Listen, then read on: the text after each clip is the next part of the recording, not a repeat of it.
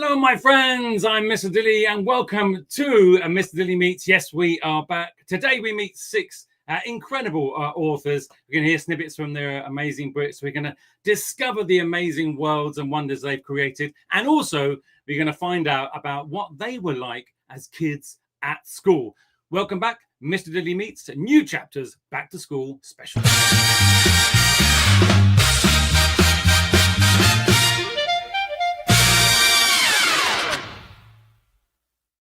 Okay, yes, so great to be with you again. I hope your start of the school year is going well for you all. We've got some brilliant guests today. In a moment, we're going to be meeting Ross Montgomery. We've got Kieran, Larwood. We've got Mary-Louise Fitzpatrick. We've got Nat Harrison. We've got Krystal, Sutherland. And we've got Martin Seneviratne, all coming up on the show today, a packed show today. As I said, they'll chat about their books, do some short readings. We've got some of your questions you already sent in being answered as well. And towards the end of the show, as I said, we will find out what they were like as kids. Are they good? Are they bad? I don't know. Can they remember? Who knows? Okay, so here we go. Part one of the show, which ends around 50 minutes. If you need to go on off at that time to lunch or another lesson, that's a good time to do it. But if you can, stay for the whole show, which runs about an hour and 20 minutes today. So part one, and then we're in for the first section of today's show, and all my guests will be joining us.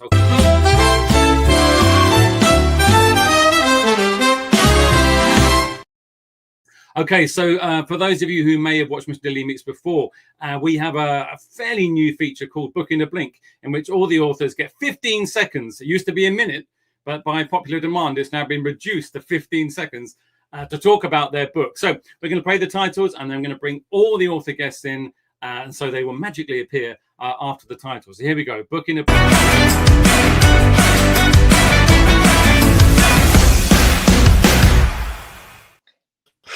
Hello, everybody. Give us all a big, big wave. Great to have you all with us. So all on screen. So how are you all feeling? You're feeling slightly terrified? Are you all okay? All good. You've got a lem tip. Is it a lem tip? Yeah. Oh, dear, I'm sorry. Sorry, Ross is not so good. Okay, well, we'll be kind to you, although you're going to have to kick this off, Ross, okay? With your 15 seconds, all right? So what we do is we'll say goodbye to everyone else. Ross will go on the screen. He'll have 15 seconds to talk about his book. And then we're going to go, I think it's to Nat, Kieran, Krystal and Martin, and then Mary-Louise for the final. I don't know. Is it worse going last or better going last, do you think? I don't know. What do you think? Well, I'll go with better. It's better going last. So you can see what happens before. Okay, so Ross, you're up first. Goodbye to everyone else for now. So Nat's after Ross, then Kieran. Okay, so here we go. So... Okay, Ross. So you've got 15 seconds on the timer to speak about your wonderful book, Small Wonder. Okay. 15 seconds on the timer. When I say go, off you go, and then I'll be harsh about it. On 15 seconds, you've got to stop dead on. Okay, so here we go. Ready? Kicking us off. I'll give you a round of applause, Ross. Okay. Okay, here we go. Ready? 1, 2, 3, go. Hi there, I'm author Ross Montgomery, and I'm going to talk to you about Small Wonder. Now, this book, when I wrote it, I wanted to be a summer blockbuster. It is the story about one boy traveling on his loyal steed from one end of the kingdom to the other to save the kingdom when it's under threat from an invading army. As we obviously we'll be asking Ross and all our authors more about their books when it comes to the interview section. Ross, that was a noble start, So I'll give you a round of applause. Thank you very much. Thank you very much to Ross there. Nat. Okay, good start by Ross there. Very good. Follow that. She looks terrified. Okay, so Nat, okay.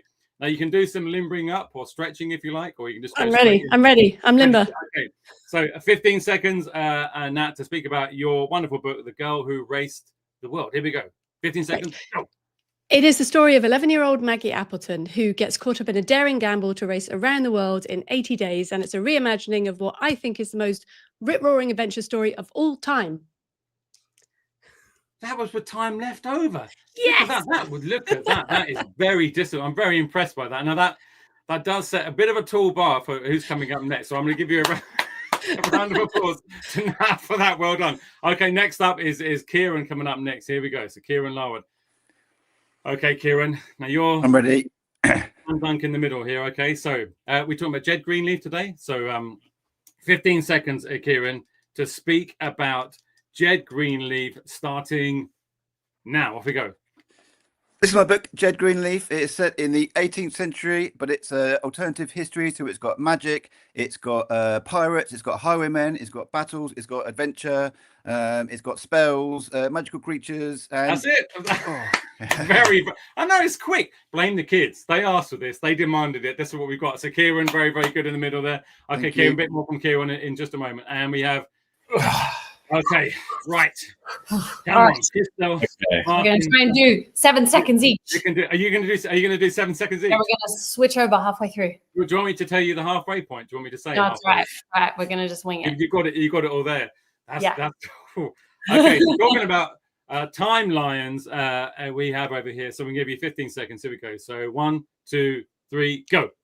Time Lions and the Chrono Loop is a time-hopping adventure about Sri Lankan twins, Patrick and Pearl. They think they're the first people to invent time travel, only to discover they are not. That's very good. That was very impressive. Literally 2 people within the time frame. Very, very good. So we're speaking to more to Krystal and Martin. Time experts, you know? Yeah. This is it. And if you don't get it right, I mean, how's it going to work? I mean, that's great. Krystal, Martin, speak to you in a minute. Thank you very much. Okay. And last but not least, Mary-Louise. Okay, with the Museum of Lost Umbrellas. 15 seconds. Right there, I've got to get my timer working. It's a little bit of an old timer. 15 seconds on the clock. Starting now. Off you go. The Museum of Lost Umbrellas is about Dilly Kittler, who comes to live on Alapest Island, a mysterious place where umbrellas fly, doors grant wishes, and magical dogs walk out of the sea. Look at you are all very, very good at this. This thing I used to be a minute, and that was obviously way too long. You all got it down. Had the timer out last night. Oh, yeah. Literally. We'll be speaking some more about the Museum of Lost Umbrellas and Mary-Louise later on. Thanks very much for finishing off. So that is Booking a Bleep.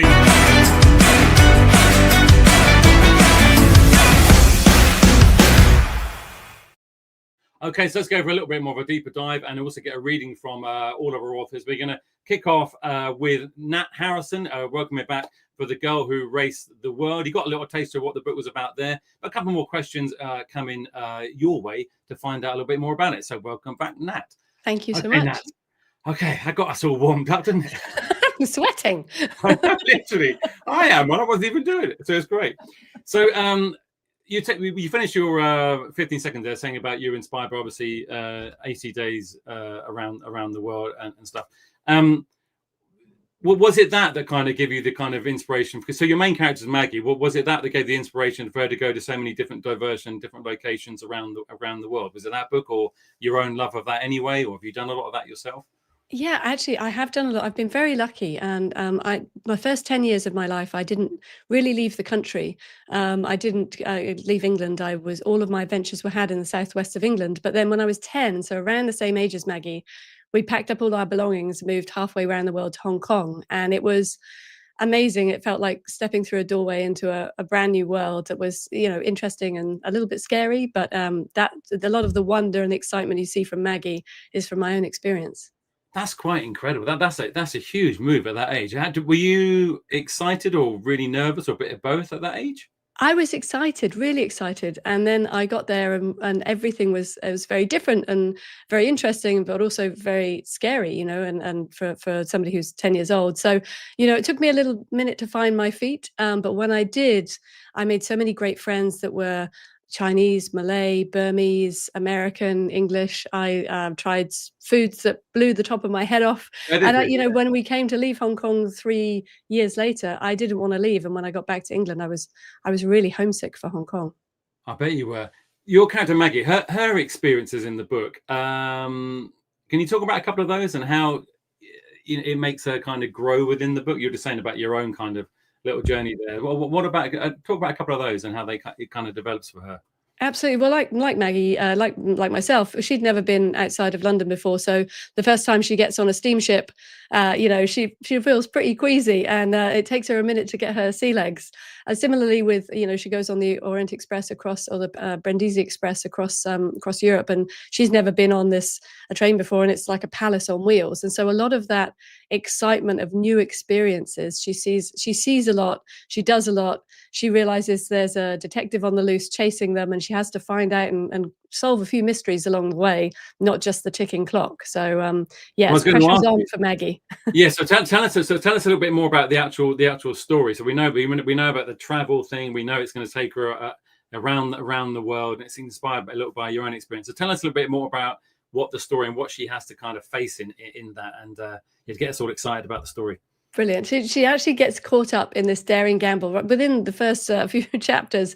She finds herself with nothing and nobody, and then gets swept up when she meets a man called Mr. Phileas Fogg, who is her only ticket to really a home. And so with Passepartout, who she delivers a letter to, he is now in the employee of Mr. Fogg. So he suddenly makes this wager to go around the world in 80 days, and she has no choice but to go with them. Otherwise, she has to go back to the workhouse. So she gets on the road, but then soon realizes that Mr. Fogg isn't quite who he seems, perhaps. And there is a horrible detective from Scotland Yard chasing them every step of the way. And so she has to figure out whether Mr. Fogg is really who he says he is, if she's ever really going to find a place to call home. Oh, I love that because it's a real. I mean, Around the World in 80 Days. Some of the children watching may not have read it, but the title of that story is such a famous title, and it's been made in so many different films and bits and bobs and cartoons and all the rest of it. That combination you've got of your own kind of story weaved into that. I love that. It's a really, really clever thing to do, and it is really magical. It's a really magical adventure. When you were writing the story, obviously you've got Around the World in 80 Days as a kind of like a backdrop, if you like. So you're writing a brand new adventure here. So were there moments as you were writing it that you kind of surprised you, or you changed the story as you were kind of going and thinking about it yourself, and maybe your own adventures and stuff? Was anything about that? Absolutely. I think the one of the key characters and one of my favorite characters is an explorer called Valentine, who gives Mr. Fogg more than a run for his money.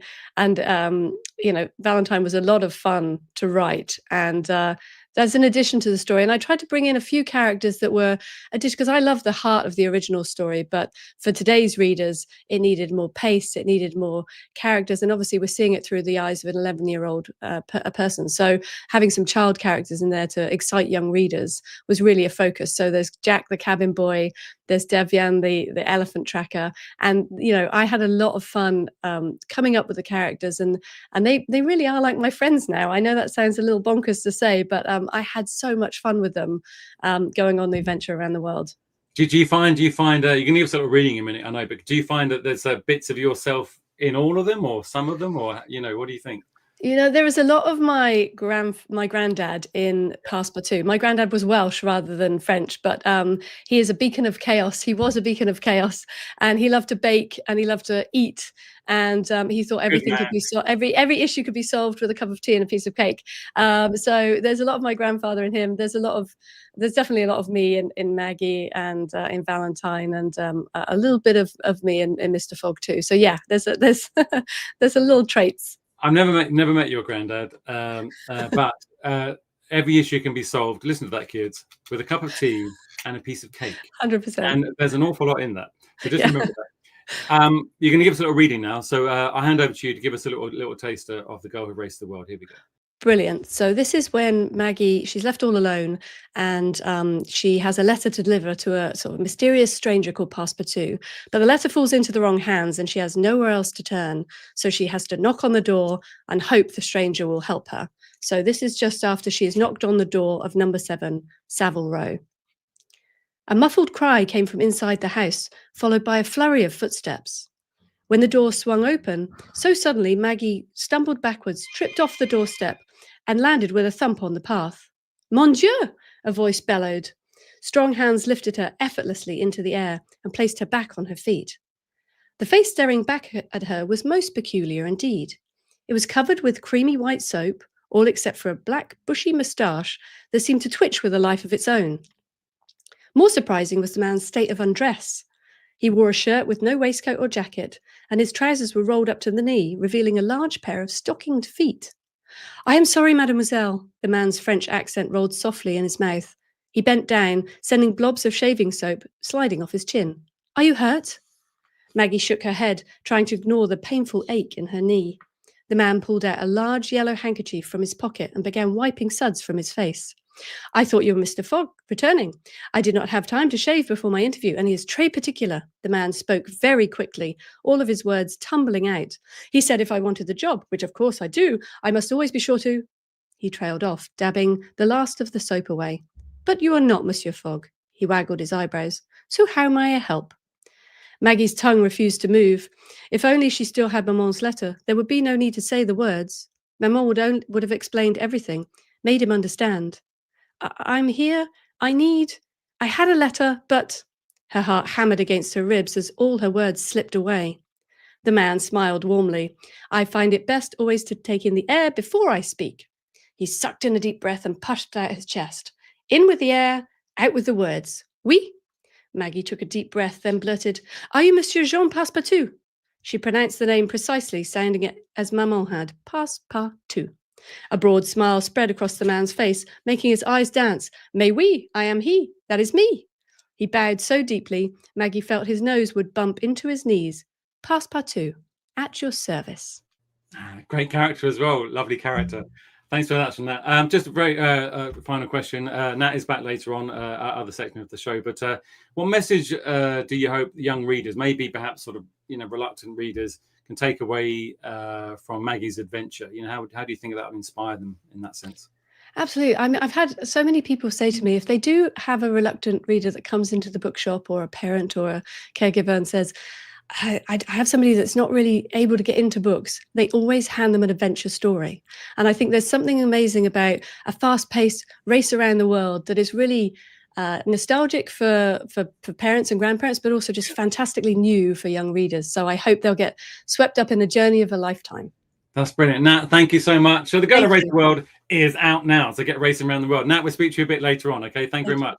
So Nat Harrison there, fantastic. Now, it's a very quick show today, lots of pace. We're going to welcome back Ross Montgomery. He's going to speak about his wonderful book, Small Wonder. Ross, welcome back. How's it all going? Yeah, no, it's going great. I'm just having a time. I've got a window. It's brilliant. You got a window. It's all good. Got a window, and and it was also got a little cardboard cutout of Small Wonder in the background there. Ross. I do have a look at that. So tell us, right? You gave us a tiny little introduction to us in your 15 minutes. So Tick and Leaf, yes, they're the sort of main sort of characters and stuff. Tell us a bit more about them, and then we talk about their relationship, because it's quite a complex kind of relationship through the book. So tell us a bit more about those main characters and how that kind of relationship goes forward. So I'd say the main character of the book is the boy that you can see on the front cover, which is Tick. He lives in the kingdom of Elia, which is a sort of very peaceful kingdom right on the coast. And he lives with his loyal horse called Pebble, you can see, but he also lives with his younger brother called Leaf, who is quite annoying. And when the story begins, Tick is completely in charge. His grandfather was always the one that used to look after them, but his grandfather, when the book begins, has sadly passed away, and that leaves Tick in charge. He's got all of these things that he's responsible for, all of these different people that he has to look after. And when the book begins, he's really feeling that. And then he discovers that things are going to be even more difficult because he lives right along the coastline, which means he is the first person to see that an evil invading army is going to take over the kingdom. So he's not just responsible for his horse, his younger brother. He's also got an entire kingdom that he has to try and save by passing on that message. That's something that I love. There's various things I love about the book, which we can sort of talk about probably all day. But their relationship, the sibling relationship, is a very sort of feels very real within the book. And I think you've got this fantasy setting, but you've got something very, very real in the middle of it. How important is you to get that kind of right? And what did you base it on? Any experience, that sort of sibling relationship dynamics at all? Well, interesting. I think something that I find children always really surprised by whenever I talk to them about being an author and writing is they do think that you just write the book once and it's done. But actually, most of my books, I rewrite them 4 or 5 times. And I know that's going to be the same for all of the authors today.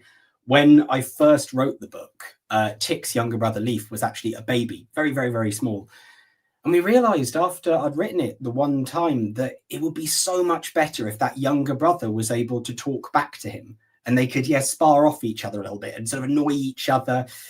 But I think that by going on this journey, by having to travel from one end of the kingdom to the other to try and save it, Tick ends up learning a lot more about his younger brother than he realized he knew. And they sort of become much closer as a result of that. Yeah, no, and I love that part in it. How do you balance it? You're talking about those real world issues and fantasy. How do you balance those two out so you get kind of you get the fantasy element, but the fantasy element is real in the sense of it makes sense within the world it's in. Do you know what I mean? It'd be interesting that for some of the teachers also, but also some of the children listening as well, in writing their own stuff. How do you get that balance right? Is that, and you said about rewriting there, is that something you have to then rewrite a lot of to get that balance right? How do you find the cool thing about being a writer is if you want to set a book in our world, the real world, you can. That's great. I've done that a few times. But if you want to make up your own world and set your story there, you can. And the most fun thing about that, I've never had this for any of my books before, but with this one, I was like, you know what? I'm going to do it. I can finally do it. I got a map. Look at that. This is a really good tip. If you're interested in writing stories, start with a map. And as you're actually designing all of the places, the story can kind of grow from that. Where you're like, oh yeah, then maybe they could go there and do this. But that is so much fun. I just get to make it up. You'll know, Mr. Kieran Larwood, later on the show. I've had him on before. Is a great map maker and drawer for the world. I mean, extraordinary as well. And he knows how much I love a map. I think the earliest thing of a map in a book, I don't know if any children have read it or seen it, was of course The Hobbit, which was the one which a lot of people kind of kicked it off.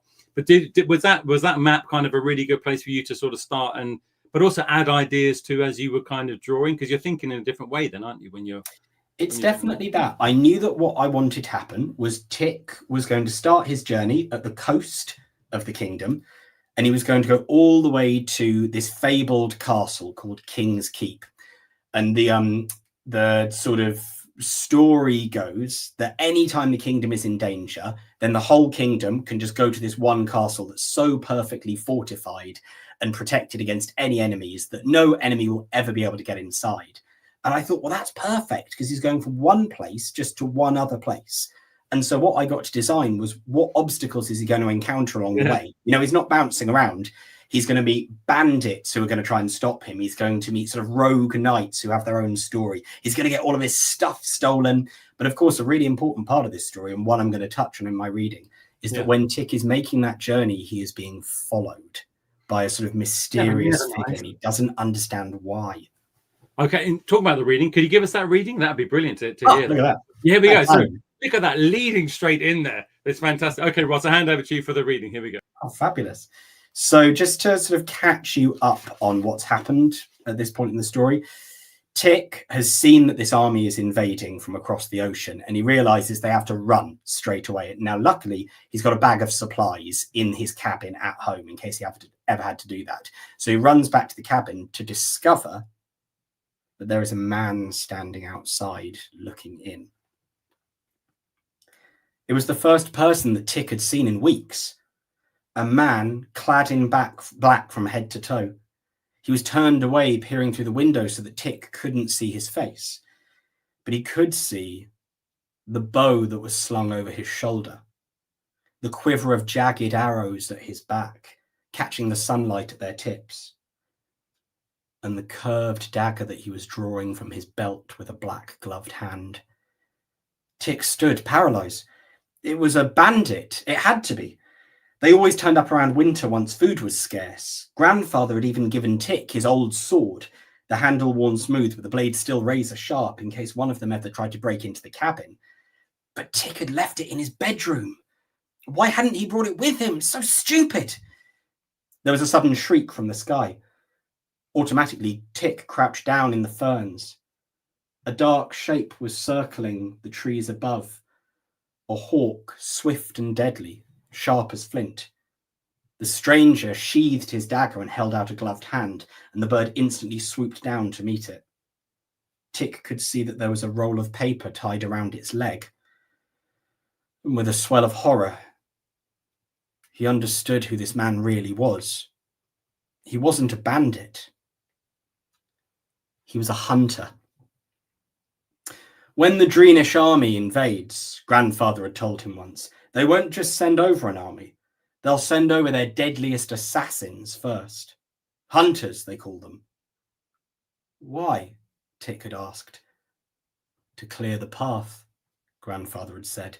A single hunter can slaughter a village while it sleeps. They move between shadows and kill in silence. They don't even wear armor. It just slows them down. They work alone, using hawks to send messages back and forth to the Emperor so he can tell them what to do. Grandfather had drawn a picture for Tick right there and then of a man dressed in black from head to toe. Every part of him was sharp. The arrows at his back, the blade at his belt, the beak of the hooded bird at his shoulder. Learn how to spot them and learn well, Grandfather had told him. If you ever see a hunter, don't try to be brave. Don't try to be clever. Don't try to hide. You can't. Just run.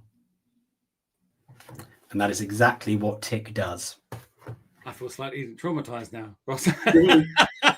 Really, really good. Look at that. Wonderful. And wonderfully read as well, Ross. Thank you very much. Just very, very quickly, a last question. What advice would you give to young readers who dream of writing their own stories? I mean, you mentioned about sort of maps and things like that as ways in stuff. Any other particular words of advice?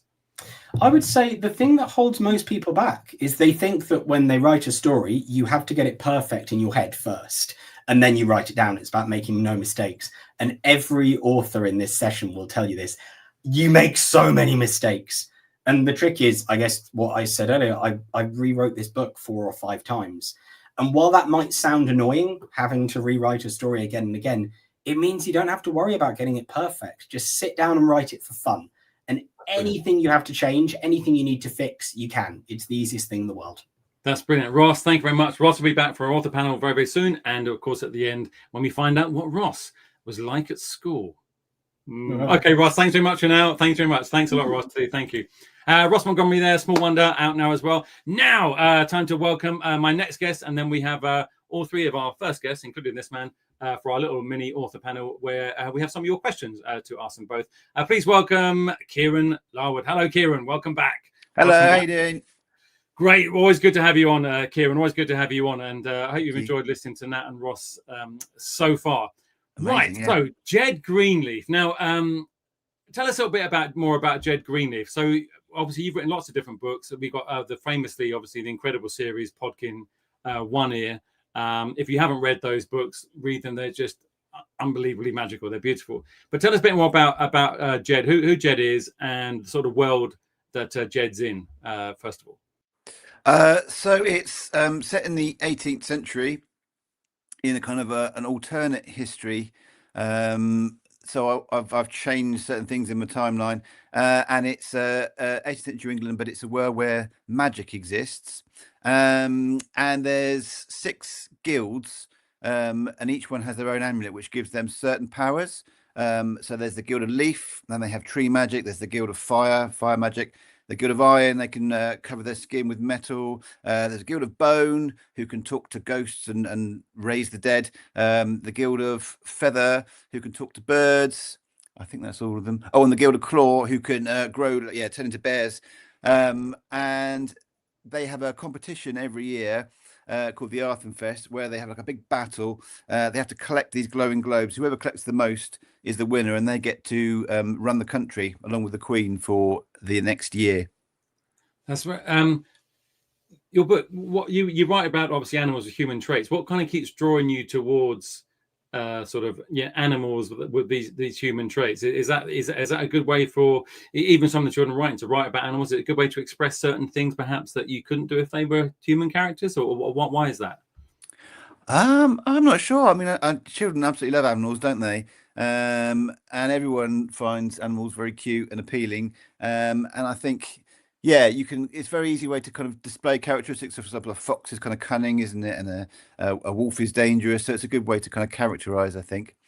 So what inspired the creation of sort of Jed Greenleaf then as an actual character? Was there sort of other elements from other books or other ideas that you'd always had? You know, what was the kind of the starting point for Jed and that world? So I'd written a book called Tree Keepers, which was about a world where they had magic based on plants and trees, which I really, really enjoyed. So I decided to kind of take a bit of that, and that's why Jed has the power. His guild has the power of controlling plants, and Jed can kind of grow into like a half human, half tree.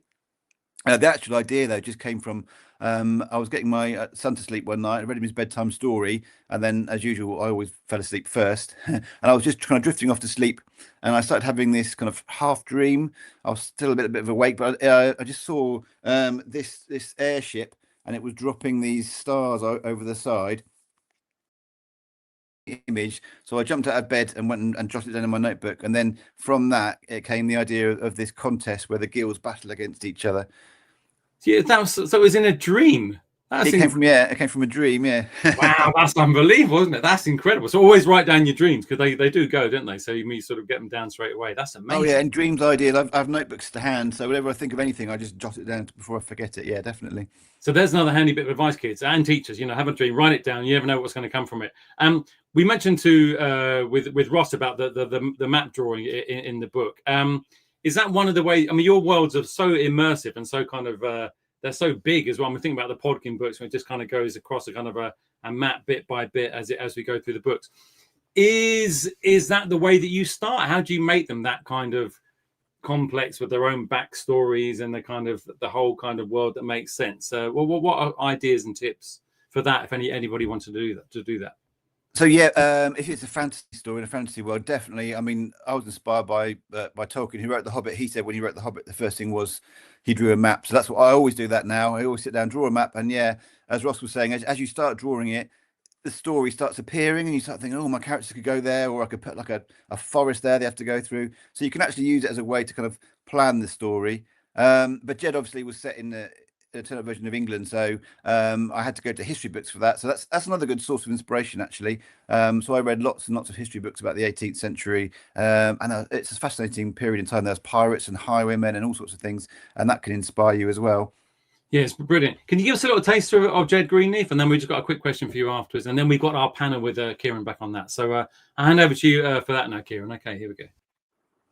Okay, so I'm going to read a bit to you from when Jed is in the middle of this competition called the Arthenfest.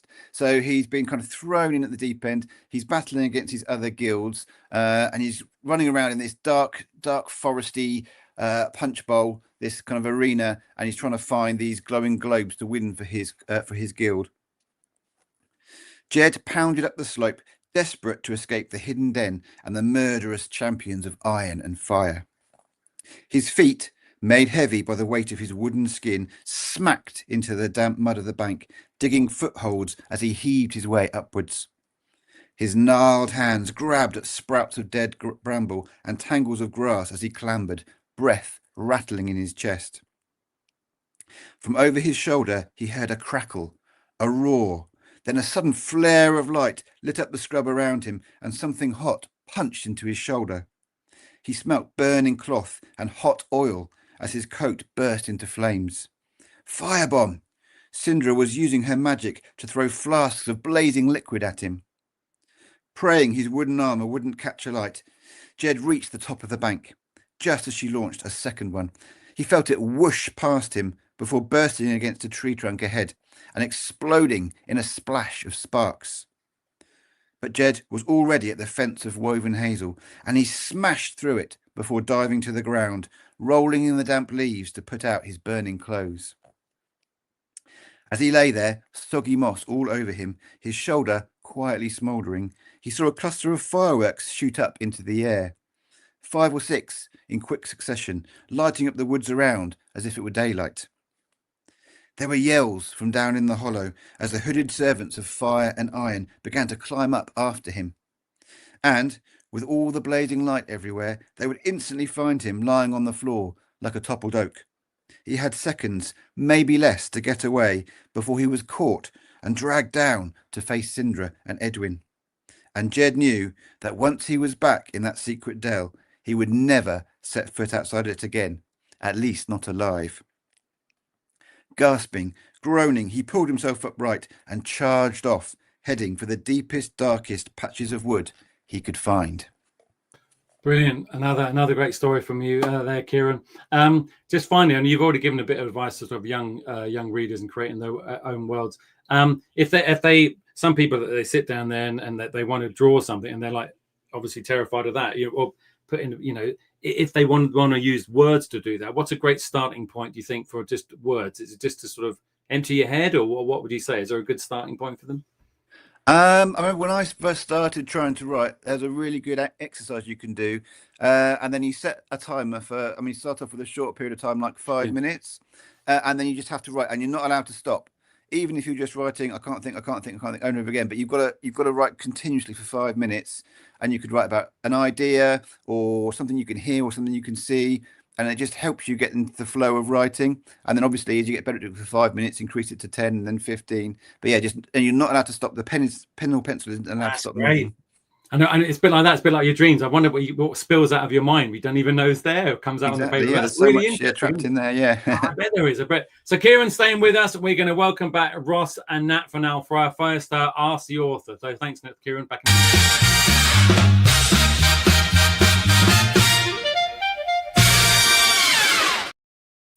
Okay. So we're again. Ross and Nat are back as well. So we've got a few questions for you all from some schools sent in. They come up on the screen. This actually ties straight into what we just spoke to Kieran about. So Kieran, you can add to this, or Nat and Ross, you may have your own things to add as well. So this is from St. John Fisher Catholic College, Newcastle under Lyme. Thank you for your question. And how do you grip your readers with the opening few sentences? That's a hard one, isn't it? So Nat, any ideas and thoughts about that? Yeah, it's exactly what Ross said. You end up rewriting, particularly the beginning. I think a lot of the time you start somewhere because you have to start somewhere, and it very rarely ends up being the very first page that ends up in the final book. So I think it just making a start, and then just knowing that probably a few pages on is when you'll actually start. So you just need to, get cracking. Yeah, absolutely. Ross, any thoughts about that? I think often when I see children write stories, they'll start by being like, John had brown hair and brown eyes and he went to this school, and then one day he woke up and they'll write quite a lot until the story begins, and then it gets exciting. So I'd say just think about what the first exciting bit of your story is and just jump straight to that. You don't need to describe everything about that character first. Yeah, that's great. Kieran, anything to add to that? I know we did kind of touch on this in your interview just there. I think, when you're a writer, what you have to do is you have to be really horrible to your characters and do really nasty things. So yeah, do something really mean and nasty right in the first couple of sentences, and that kind of hooks the reader in. Oh, what's going to happen? That's a good start. Very, very good. Okay, another quick question. This is a great question, and I don't know how possible this is, but here we go. So Josie at the Workers' School in Salford. Thank you. If you had to live in one of your books, which book would you choose? That's amazing. So let's go Ross first for that one. I mean, the world of Small Wonder, you can probably tell from the bit that I read, it's quite brutal. It's quite scary. Yeah. Like, it depends on where you live and what you're doing, that kind of thing. Yeah. And I'm a bit of a wimp, so I don't know if I could deal with that. So I think I'll probably live in the world of I Am Rebel and just be a dog. Just being a dog is great. Being a dog is great. If you get a good owner, being a dog is good. And Nat, what about yourself? Yeah, I've only written one book, so it would have to be this world and The Girl Who Raced the World. But what a world to live in, because Maggie gets to race around the world and visit some amazing places and make great friends and a few enemies along the way. Go on the Orient Express, which is, it was lovely. I'd love to do that. Thank you very much. That'd be good. Kieran, what about yourself? Yeah, I don't think I'd like to live in the 18th century because it was a bit grim. You'd probably die of some horrible disease or get shot by a highwayman. So probably Podkin's world. I'd quite like to be a bard in the world of Podkin, I think. Yeah, traveling storyteller. That's a great one. Okay, this is just a short one, but it was sent in by a school. Probably could be a big answer, but let's have a look. What CAV Primary School, Rotherham? Thank you for your question. Why should we read? Nat? For me, reading just makes everything better. It really does. If you're having a tough time, if you're having a great time, no matter what's happening in your life, there is a world to escape to in a book that will teach you something, but also take you on an adventure or meet new characters that you really can feel like you're friends with and get to know. So for me, why read? Just because it makes everything better. Absolutely. Ross? Yeah, it's hard to know what to add to that, but I think I'd just say it's fun. People talk about, reading makes you smarter. It gives you more things to talk about. It improves your life. It does all of those things. It's also really fun. It's just the most fun thing you can do. It's brilliant. Kieran? I always say that reading is a really good way. It's like a workout for your imagination, isn't it? So you're reading the words, and then your brain is creating all the pictures and images. It's like taking your brain to the gym. So it builds your imagination, which helps you in all aspects of your life. So also, I suppose, is that it's one of the few things now it gives you a sense of stillness, isn't it? You're being still, and you're just focusing on one thing, you know. And so that's really good for all of us, I think. So, and especially in our, you know, multi-sensory kind of times. Thanks for your question there. One more question for you all on our little panel here. So this is from Shortheath Junior School, William Hall. Thank you for your question. What can we do now if we think we might want to be an author when we grow up? So I'll start with Kieran for that one. Any thoughts on that, Kieran? I would say just read as much as you can. Yeah, because every time you read a book, you don't realize you're doing it, but you're taking in things. You're taking how to write descriptions and dialogue and everything else. It's all being soaked up by your brain. So just read and read and read. That's fantastic. Nat. I would also say, you know, start now, even if it's just words, just a couple of words on a page, ideas, thoughts, snatches of dialogue, anything. Because I think, you know, the younger you start, the earlier you start, the better your writing will be, and you'll be streets ahead of everyone else. So just start now. I suppose, would you all agree with this before we come to you, Ross, to close this one? You read anything in a sense, you know, I mean, you know, whether it's comics, graphic novels, you know, whatever it is, just read, you know, just enjoy whatever you enjoy and just read it. Ross, anything to add to that? I think most of the time when I tell people like my advice, I'd say read loads and write loads, basically. If I could add one more thing, it would be get a notebook. I mean, Kieran talks about this a little bit, like writing down ideas for your dreams. Just have a notebook, carry it with you everywhere. It doesn't have to be nice. It can be like a rubbish piece of paper that you keep in your pocket. But ideas do jump out at you. And if you don't scribble them down, you usually just forget. So that would be another really good tip. That's really, really good. Okay, well, listen, thank you very much for you all. Now, you're all joining us later on for our find out what you all did at school and what you're all like as kids as well later on. But for now, thank you very much, Kieran, Ross, and Nat again. Round of applause. Thank you very much, our school.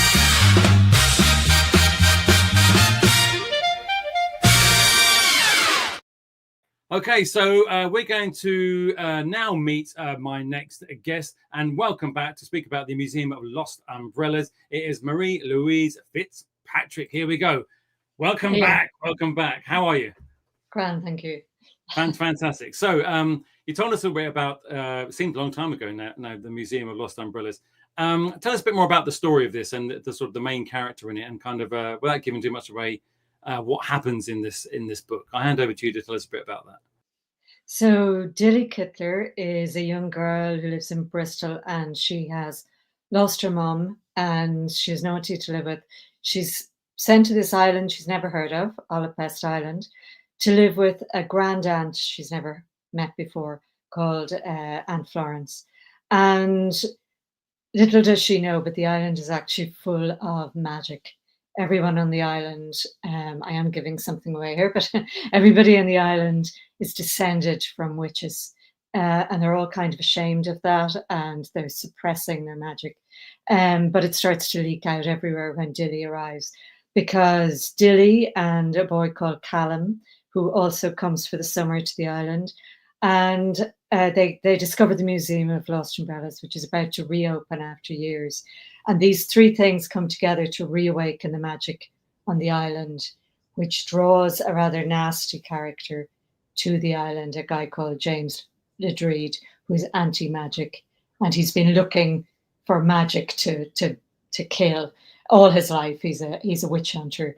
And there were no witches for him to find, and now here he is, a whole island. Happy days for him. It's it's such a unique. I love that idea, the Museum of Lost Umbrellas. What were kind of, was there any of the things that our previous guests have sort of said about the sort of ideas? That was it a dream or something you drew? What was the idea for it? Yes, I woke up one morning, July 2020. Yep, with and that it has happened to me with a few books.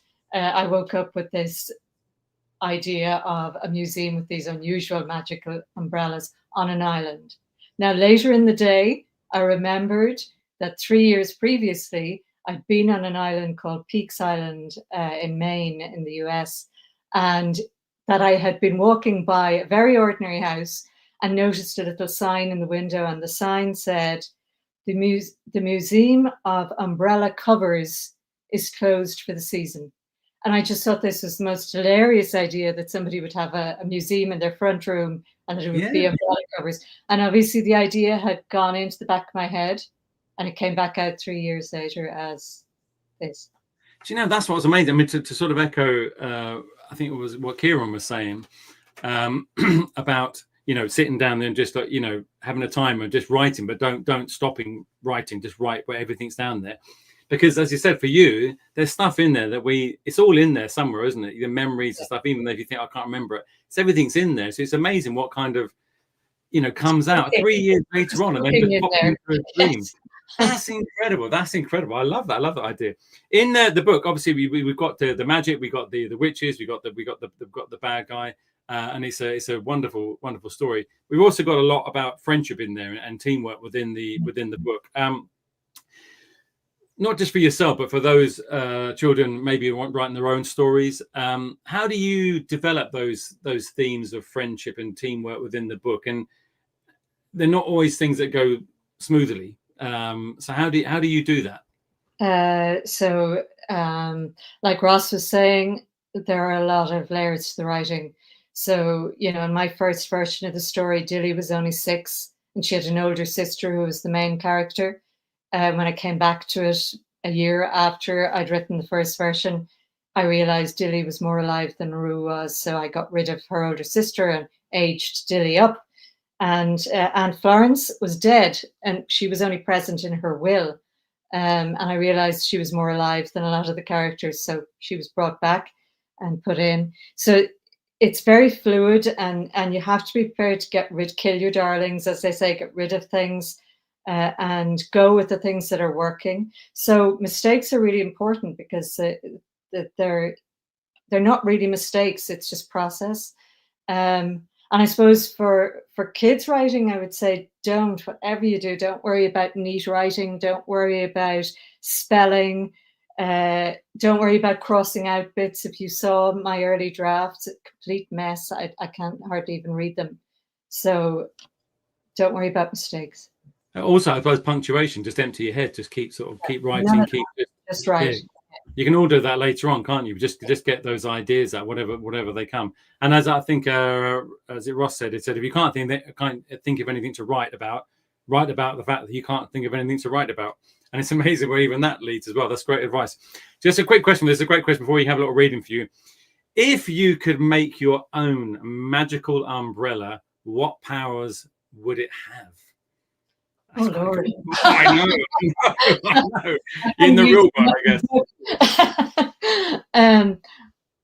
Well, of course, I'd want them to fly. And I mean, that's the umbrellas in my book fly. I very much fancy the dog umbrella in my book. I mean, that was the one I suppose I wanted because I love dogs. And, you know, you'd feel a dog could kind of communicate with you on some level. And that a dog would be looking out for you, of course, because dogs are so loyal. And of course, there'll be a warning system, an early warning system. They'll be barking and growling if there's any danger coming. So I suppose I'll have to admit I would really like Dorcas, the dog umbrella. I think that's a good answer. Give us a little taste of the book. I'll hand over to you for a little taster from the Museum of Lost Umbrellas here. So I am going to read from the moment when Dilly first goes into the Museum of Lost Umbrellas. And that first moment when she realizes maybe all is not as it seems in the island and in the museum. The umbrella was closed. It had ruffles along its edges. The handle was white and carved to look like a small hand, loosely curled.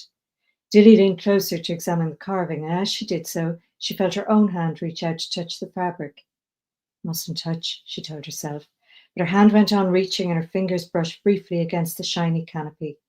She felt a tiny jolt of electricity travel up her arm. The umbrella shifted, and the little hand uncurled and opened out, as if inviting her to shake it. Dilly jerked away in surprise. Had she triggered some sort of clockwork mechanism? But she couldn't see anything hidden in the green folds. She straightened up and frowned. The little hand waved at her. Dilly's mouth dropped open. She was considering whether or not to call Callum when the umbrella sprang out of the stand and threw itself at her. It happened so fast, Dilly automatically put her arms out and caught it. What on earth? She gasped, staring at the brolly in her right hand. She attempted to slide the umbrella back onto its stand, but it jerked her hand the other way. She tried to open her fingers and release it, but her fingers wouldn't budge. She pulled her hand back, the umbrella tugged it forwards. She pulled, it pulled. She put her left hand over her right to prise herself loose. Now both her hands were stuck fast. Then the umbrella began to drag her towards the door. This cannot be happening, Dilly thought, staring at her arms held straight out in front of her by a flimsy green umbrella. She planted her feet firmly on the ground and leaned back. She began to skid slowly forwards. She took a deep breath and tugged with all her strength. No, she said aloud. The umbrella pulled, and then without warning, it stopped. Dilly fell backwards so quickly she couldn't catch her balance. Watch out, Callum cried as she came flying towards him, but it was too late. She crashed into him. The private do not enter door smashed open, and both of them shot through it, landing in a heap on the other side. That's great. Thank you very much for that. So the Museum of Lost Umbrellas is out for your magical witch reading enjoyment now. And Mary-Louise, you're back for our little Ask the Author panel in just a moment. And then we're also going to find out what you were like when you were a kid at school as well. So for now, thank you very much, Mary-Louise. Thanks so much. Speak to you later on. Thanks so much. Thank you. Okay, so we're going to jump into my final guest, with the timelines and the Chronos loop. Let's welcome back Krystal and Martin here. Great to have you back with us again today. So, right, you gave us a fabulous 15 seconds there, sharing the limelight there. That was really very well done. As you quite rightly said, Martin, if you can get it right with the time travel, then nobody could. But tell us a bit more about the book. Tell us about the actual kind of story. But then I'm also interested in, as we go from there, how you went about writing that as a pair and how that went about. So tell us a bit more about that story, and then we're going to answer in that second part of the question. Great. So the story is a time traveling adventure that follows these two twins, Patrick and Pearl, who are, I think, loosely based on each of us. There are certainly elements of each of us in Patrick and Pearl. Patrick, what we were like when we were younger. Yeah. Patrick is perhaps a bit like me. He is he's quite nerdy, quite shy. He is, of the two of them, the history buff. He loves everything to do with ancient history, archaeology. He's a bit of an Indiana Jones type of person, carries a tool belt with all of his equipment around, speaks all of these dead languages, has an encyclopedic memory, has a room full of different artifacts. This is Patrick. And then Pearl, meanwhile, Pearl is the scientific genius, and that was not me in school. But she is the more adventurous of the two. She's always pushing Patrick to go on these big adventures, and the biggest adventure that they have yet been on is this construction of a time machine. So Pearl thinks that they are going to be the first people in the world to time travel, which, they build this machine and they time travel back to ancient Egypt. And then they discover that they are not the first. And in fact, they have broken the secret laws of a time traveling police organization. It all unfolds from there. Sorry, go on, kick on. I was about to jump into the ancient Egypt bit. No, but Martin, do continue. Well, so ancient Egypt is the first taste, but actually they end up spending they go back to lots of different parts of history, but they end up finding that the key to sort of solving this challenge and saving time actually lies in ancient Sri Lanka. And the twins are from Sri Lankan heritage. I'm also just something that, I've been drawing on my Sri Lankan heritage. We've, traveled there a lot together. A lot of the mythology of my kind of grandmother's stories as I was growing up is infused there. And they end up going back to this sort of jungle civilization to find the key to saving time.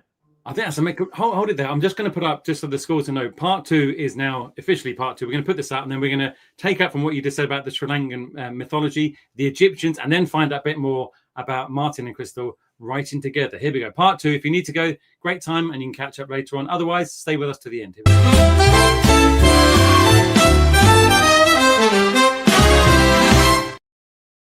Okay, back with you both. So the Sri Lankan mythology, that's really interesting. It's one of those things that not a lot of people kind of know much about. Did you know a lot about that from your grandparents or grandmother, or was it just kind of something you had to find out about as you went? Yeah, I kind of grew up with these stories, and it is true that it's not widely known, but there is such a rich culture and history that is really the stuff of fairy tales. So, I mean, the cover of the book has one of the sites where a lot of the action happens, which is called Sigiriya, and this is a real place, but it defies belief. Really, it's this big rock that just emerges out of the jungle like something, I don't know, a giant has just dropped a pebble in the jungle. And in around the year 500, or in the 6th century, there was this civilization that was built on top of the rock with fountains and pools and palaces, and the way that you got up to the rock was through the mouth of a big stone lion. And that's what's on the cover of the book. That's amazing. And you can imagine all of these. I mean, it was just a magical time. And for real, there were, battles that were happening at the foot of the rock, where people were riding war elephants and having wars at the bottom of and this is stuff that is just amazing. It's amazing because you don't. Well, that's what I'm saying. So you've got that element in it. The Egyptians is obviously a massive favorite in schools as a period of history. Why then the Egyptians in terms of what they go back to? Was that something you're both interested in, or what was the reason for that? I was obsessed with ancient Egypt when I was a kid, as I think most kids are. It's just definitely. So exciting and mysterious. And I think Patrick and Pearl, when they're inventing their time machine, it's the first place that they decide to go. Patrick loves history and Pearl loves science. And I think the ancient Egyptians were, they were at the forefront of science in their time.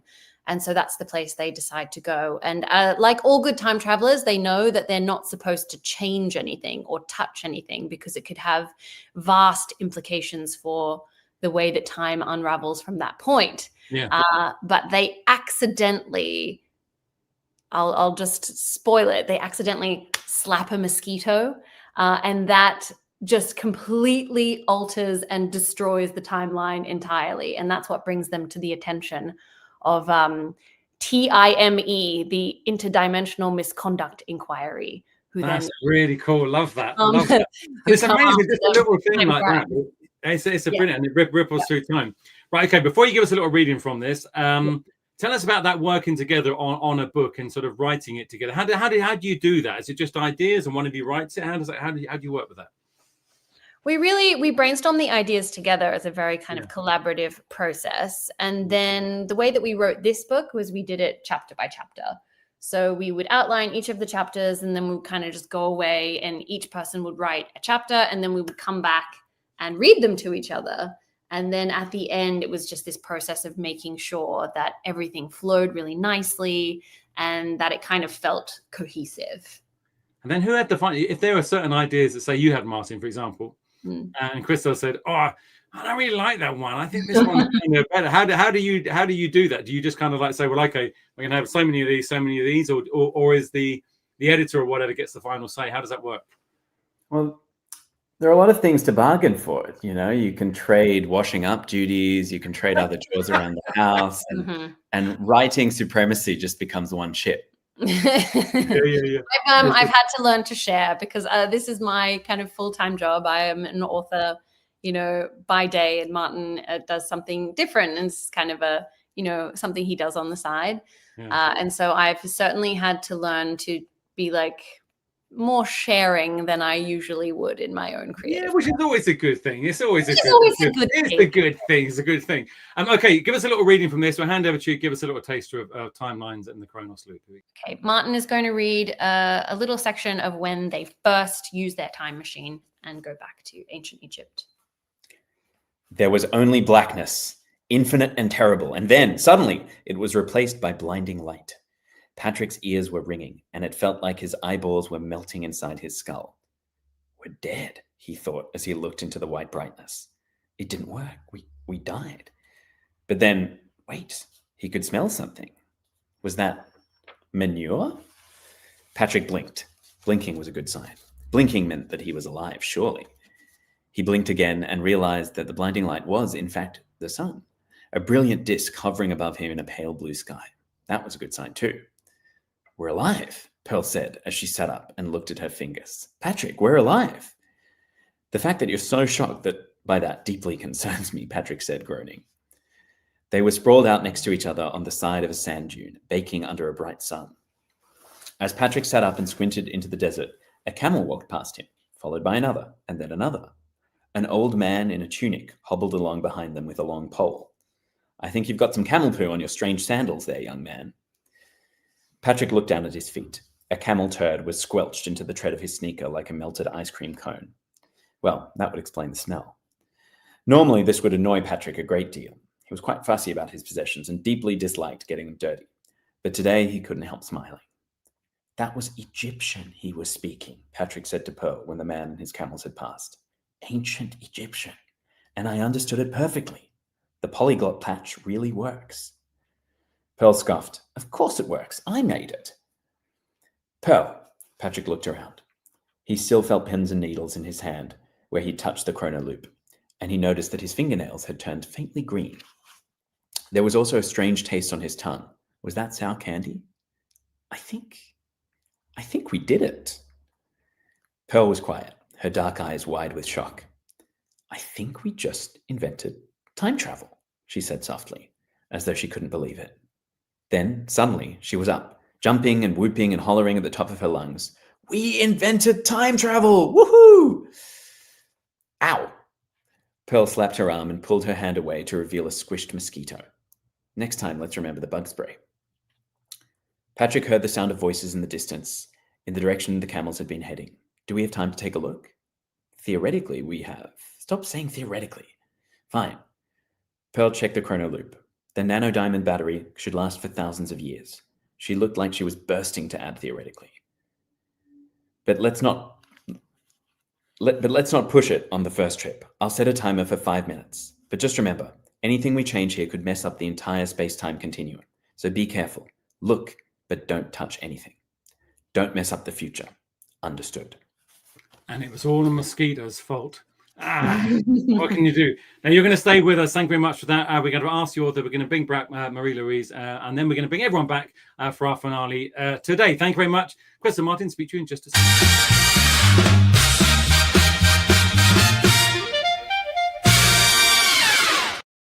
Okay, so our second Ask the Author panel, your questions to the guest today. Right, so we've got a few sent in for you. Here we go. This is a good one. Right. Streatham Community Primary School, Cambridge. Thank you for your question. When you sit down to a blank page to write, what's your best way to get your creativity flowing? I think something we all struggle with at times. So, Mary-Louise, welcome back. Any thoughts for that answering that question? I do sit down at a blank page. I don't try to write straight into the computer. I find it easier to write by hand first because I can just get my thoughts down faster, and I'm not deleting and, getting fussy about it. I'm just scribbling. So like I said earlier, for me, it's about making a mess. The bigger mess I'm making, the more likely it is I'm being creative. So for me, it's not being afraid to make mistakes and not being afraid to make a mess. That's great. I love that. Martin, Krystal, any thoughts on that to add to that or anything else? I get a lot of my inspiration and ideas when I'm listening to music and also when I'm moving. So I like to listen to music while I go for a walk, or maybe I'm on the bus or in a car looking out the window. I find like that is when a lot of the images come and a lot of the story kind of comes to me. So when I sit down at the blank page, it's just about kind of transferring the things that I've already been thinking and dreaming about onto the page rather than just staring at that big white piece of paper and trying to fill it. I know. Well, that's what I mean. But that is the thing. It's like a lot of things. So it's like drawing or writing or even finding the book that you want to read. It's kind of like there's so much. You think, how do I start this? But you just make a start. Just make a start. And do that. I think that's a great advice. Okay, here's a good one. This is a great question.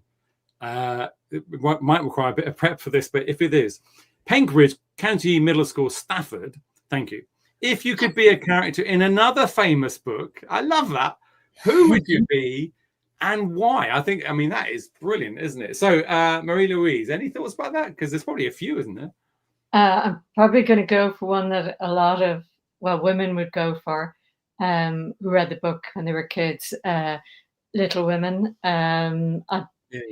It could be Joe, but it could be Amy. Amy was an artist in the book, and art was my first love. I'm an illustrator as well, so I always had a really soft spot for Amy, who had a lot of clashes with Joe. So yeah, that one. What about you, Martin? Who would you be? Krystal has gone to answer the doorbell at a very opportune moment to leave That's me. the character coming. Come in. You would be me. Yeah, I mean, Sorry? it's yeah. Tell them to go away. So this, it's not time to You're be. very busy. I know. Yeah, Krystal, who would you be? Or Martin, do you any thoughts on who you'd be? My immediate thought was The Lion, Witch, and the Wardrobe is the world that I would like to live in. Any of the children, I think I'd just like to jump in there and. Have you? I don't know if any of the children have read these because they're not. Have you read right to the end of that? Have you read like the last battle? Have you got to the end of that series? It is a surprisingly long series. Yes, it's a long series, and also The Lion, Witch, and Wardrobe, of course, is the most famous one. But the last book is. Wow, that's quite something. So I think they're making it as a series, aren't they? The Narnia books, so that'd be interesting to do with that. So Lion, and Wardrobe for that. Right, this is a silly one, but a good one. Okay, Redwood Primary School, Wellingborough. Thank you. What is what is your utmost favourite word of all time, and why? Do you have a favourite word? I know. Obviously, I know. Oh, I have one. Okay. You have one. Go on then. Yeah. Okay, I'm Irish, and there's a word, and it's Seneviratne, and it's the Irish word for a jellyfish, but what it actually means is seal snot. Oh, Nice. And Rua is a seal. So. Oh, that's lovely. Well, we all like a bit of seal snot, so love a bit. Okay, Krystal, Martin, you got to stop that now. It's going to be quite. Oh my gosh, I don't know if we have anything that good. No. The only thing that's coming to mind, I remember, this maybe gets into like what you would like at school, but I remember at school, like, there was this whole thing. What is the longest possible word? Like, and do you know the longest possible word? And of course, like, I don't know, the one that was going around then, maybe we've invented longer words since then, but anti-disestablishmentarianism was like, do you know that word? Can you spell, Anti-disestablishment. Yeah, and it's also, it's not something you're going to use every day. I mean, if you use it once in I've your life. never used it. I'm sure, I'm sure the Russians would like it, these long, big. Okay, here's a challenge. Okay, kids. Say that word again, Martin. Say it nice and loud out. Just say it. Anti-disestablishmentarianism. Okay, your challenge today is word in English. Yeah, but it's the challenge. They have to somehow. Every kid watching has to work it into a sentence today somehow. Okay, that's it. Then you've said it once in your life, and your work is done here. Okay, one very, very quick last question, then we're going to get everybody back. So if you can answer this one nice quickly. St. Saviour's CV, Primary School, Bolton, thank you. Was writing their best subject at primary school, or is it something they developed as they got older? So Mary-Louise. Art was my best subject. I was good at writing. I was good at writing stories, but I wasn't very good at school in general. I couldn't pay attention. So art was my big thing. That's right. And what about for you both, Krystal and Martin? For me, I think I discovered my love of writing when I was around 12, 13. So it certainly wasn't something that, I really focused on in primary school. But as I came into high school, it kind of became part of my identity that I knew I wanted to be a writer and that I enjoyed writing, and that I was good at it. So it was something that I kind of found, in my early teens, I think. And Martin, obviously, you have a different sort of day job, a completely different day job. But any thoughts from you for that about that? Yeah, for me, my favorite subjects were more like maths and science. But I think, like, even though those may be seen as subjects with less creativity, like they are an avenue for a lot of creativity. You can and then also you can blend the two worlds. You can write about science. There is a science to how you write, and so. I was very much more of a, like, I would say, like, in the non-creative subjects, but I actually consider them very creative subjects. Well, they are. I think they're more creative. When you look at sometimes for me after school, when I've looked at them historically, I can see the creativity in them. Right. So, but also read a lot of children's books about about those STEM subjects. They're really, really creative about that. Okay, so listen, thank you very much. End of Ask the Author, and then we can keep you with us, bring everyone else on in a moment for the When Authors Were Kids. Okay, thank you very much all.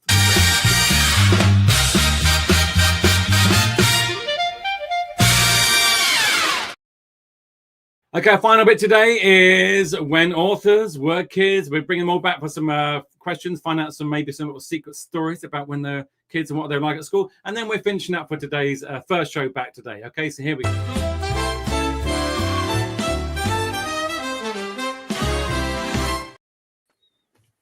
Okay, welcome all back. Welcome back. Okay, so thank you very much for today. It's been lovely to have you all on. And we have a few questions for you. Be as honest as you wish, and if you make stuff up, that's great. Nobody's going to know, really, are they? So that's all good. So let's have a very, very quickly. We'll start with you, Ross, and you can answer this all one at a time. So here we go. What was your favourite or least favourite school subject, and why? I mean, I did just love English. It was any opportunity to write stories I was completely obsessed with, or just to be allowed to read a book. Least favourite, I tried. I never got on with geography. Like geography. Kids, Oxbow Lakes, they're coming for you. Just want to let you know that now. I know. Kieran. For me, it was art. I was always drawing, so yeah, I loved art. And the worst was definitely PE, especially cross-country runs in the rain. They were evil. Yeah, do you know what? That's all I can say. I can only agree with you on that. Cross-country runs in the rain, evil. That's it. We'll leave it at that. Mary-Louise, what about you? When I was 7, we had a teacher who insisted that boys did art and girls did knitting. And because art was my favorite subject, knitting became my least favorite subject. I bet it would. Wow, that's incredible. That's weird. Yeah. Okay, no. Sorry, Ross, but geography was my favorite. I loved nothing better than, but geography with maps and atlases. I used to lie on the floor and just like immerse myself in the atlas. My least favorite by far was maths. I still am horrible, truly terrible at it, and I never got on with it. And no, thank you. Okay, and finally, Krystal and Martin, what were your favorite and least favorite subjects at school? Yeah, for me, I liked maths, and I didn't like PE very much. I'm with you on that. And Krystal? Yeah, there's a theme here. PE was definitely my least favorite. Sorry to our daughter who has inherited our uncoordinated genes. And my favorites were art and English. I loved the more creative side of things. Fantastic. Okay, right, here we go. Ross, did you ever get into trouble at school, and what for? I did. I got in trouble quite a few times. Off the top of my head, I once put gravel down a toilet. That's not what you're meant to do with gravel. Don't put gravel down a toilet. You've heard that from me. Yeah, gravel down a toilet. Kieran, what about you? No, I mean, I was quite a good boy at school, actually. I think the worst trouble I got into was just not listening and doodling in the back of my books. I used to get told off for that quite a lot. Oh, yeah, I was a doodling. You just drift off. Oh, no, I was the same. Mary-Louise? I used to get into trouble, all right. There was one time we went on a school trip and myself and my friends managed to bag the back seat of the bus. So it's like, yay. And on the way home, as the bus was coming out of the car park, we kind of turned around and all leaned against the back window. And much to our horror, the big, huge back window of the bus fell out. And nobody noticed. The driver didn't notice. The teachers didn't notice. None of the other kids noticed.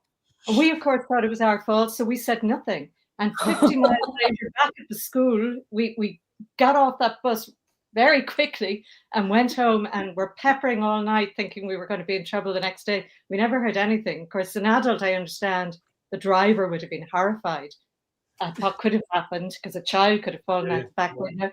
But so we never heard any more about it. So you're going to say you all like went flying out the back of the bus or the window. That'd have been something else. And Nat, what about you? I always used to get in trouble for laughing, and nothing has changed. All of my school reports say Nat will do well if she doesn't giggle as much. And so, and I'm still giggling. That's a nice thing not to get into trouble for, isn't it, for laughing? I mean, it was a lot of trouble. Why is she always so miserable? But you know what I mean? She's laughing all the time. That's a good thing. Krystal and Martin. I was such a goody two shoes. I lived in constant fear of getting in trouble. So I was, the very prim and proper little, always Miss Well Behaved.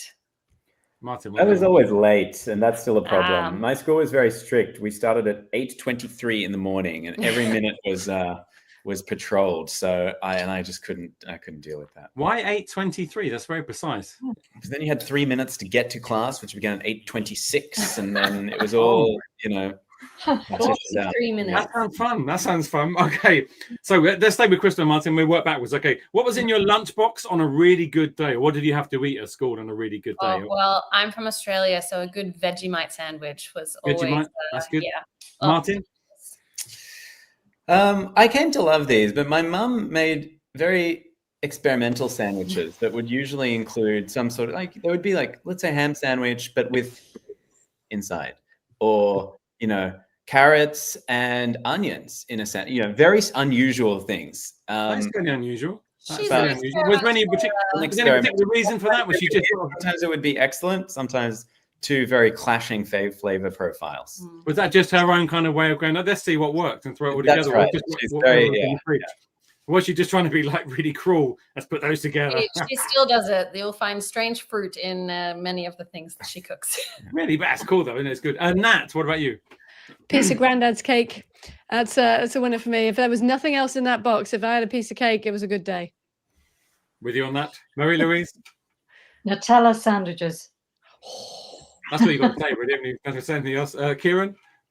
I think I had the same lunch every single day for my entire school career, but I think if we it was normally Tesco's cheese and onion crisp, but if we were allowed Monster Munch, that was a good day. Yeah, Monster Munch are a good thing. We just actually got some Monster Munch, and also Space Raiders. Remember Space Raiders? I remember those. Yeah. Great. Ross, what about you? I was obsessed with pepperami, and you could not pay me to eat one now, but it was just every day, Yeah, pepperami. I remember. Yeah. Okay, let's have two more questions, and we better finish this off. So there's a couple of good ones here. Okay, what's the funniest thing a teacher ever said to you or you heard in class?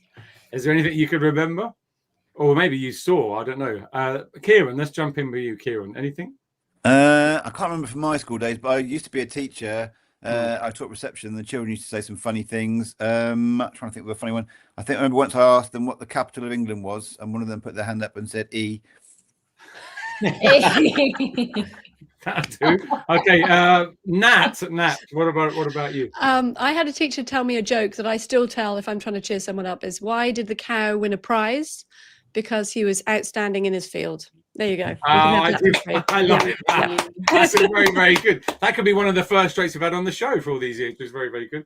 Okay, Ross. I used to be a teacher as well, and honestly, just to give all of you kids a warning, playground duty is the best job ever because we're just listening to everything you say. You think we're not? Well, I put all of them in my books, and most of them are unrepeatable. Okay, so we'll leave it at that. Marie-Louise.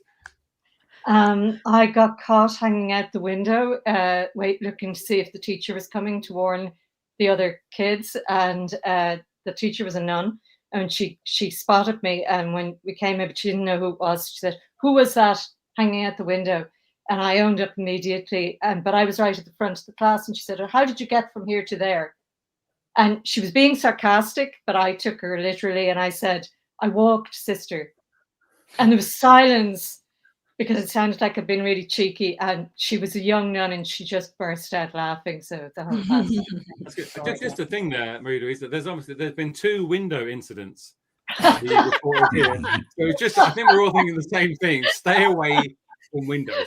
There we go. Krystal and Martin, finally for this one. I was in grade 7, and a teacher asked the class, "Oh, does anyone's parents use a left-handed screwdriver?" And my dad was left-handed, so I was very excited to share this information. My hand shot up, and everyone started laughing at me. And I was like, "I don't get it. What?" I get it. What? And then the teacher kindly explained that there's no such thing as a left-handed screwdriver. Anyone can use the screwdriver in either hand. And I was so embarrassed. I was That's like, horrible. "It's okay, Krystal. You'll forget this when you're older. You won't remember. You're just a It's still child." there. And of course, it haunts me to this day. And Martin, finally for this one. No, this didn't happen to me, but I was in the class once when you can probably get a sense of what my school was like with the 823s and everything. But a teacher asked one of the students to go and bring in one of the wheelie bins into the class, and he'd like answered so badly a question that he was told to stand inside the wheelie bin in the class and continue the class. What From school the did wheelie you go to? That's a Yeah, in the bad bin. school. Right. 8:23 standing in a bin. So kids, if you don't like your school, have a go at Martin's. I don't like that. Okay, last one. This is very, very quickly, then we've got to wrap up today. Who would play you at school in a movie about your life? There we go. Nat, who would play you at school in a movie about your life?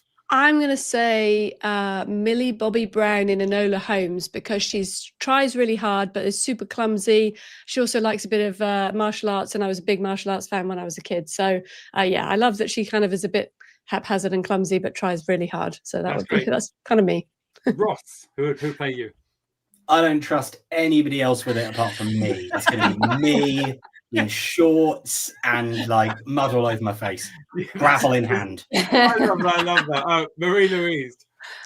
I'm going to just say I couldn't think of anything for this. I drew a complete blank on this one. Okay, that's fine. So someone who doesn't like Windows or does like Windows. Okay, Kieran, what about you? I was much like the kids in Stranger Things. I was a kid of the 80s who loved fantasy and Dungeons and Dragons. So one of those guys, Finn Wolfhard, I think. Yeah. Okay, Stranger Things. And Krystal, Martin, finally. So I also couldn't think of one for this, but Martin has an excellent answer. Okay. Dwayne The Rock Johnson, because even though, obviously, we were. You know what? When you first came on, Martin, it doesn't come across the camera, but the resemblance is uncanny. Uncanny. Listen, thank you very much for participating in our author panel today. What authors were like as kids. We're going to say a big goodbye now to my lovely guest today. Hold all your books up for that final bit. So here we go. Ross Montgomery with Small Wonder. We have Krystal and Martin with Timelines and the Chrono Loop. We have Nat Harrison with The Girl Who Raced the World. We have Kieran Larwood with Jed Greenleaf. And we have Mary-Louise Fitzpatrick with the Museum of Lost Umbrellas. I remembered all your book names. Look at that. Fantastic. Give us all a big, big wave goodbye. Thank you very much. And let's all give them a round of applause. Thanks for joining me today. Thank you very much. Good luck with all your books. Thank you very much. Bye-bye. Bye-bye.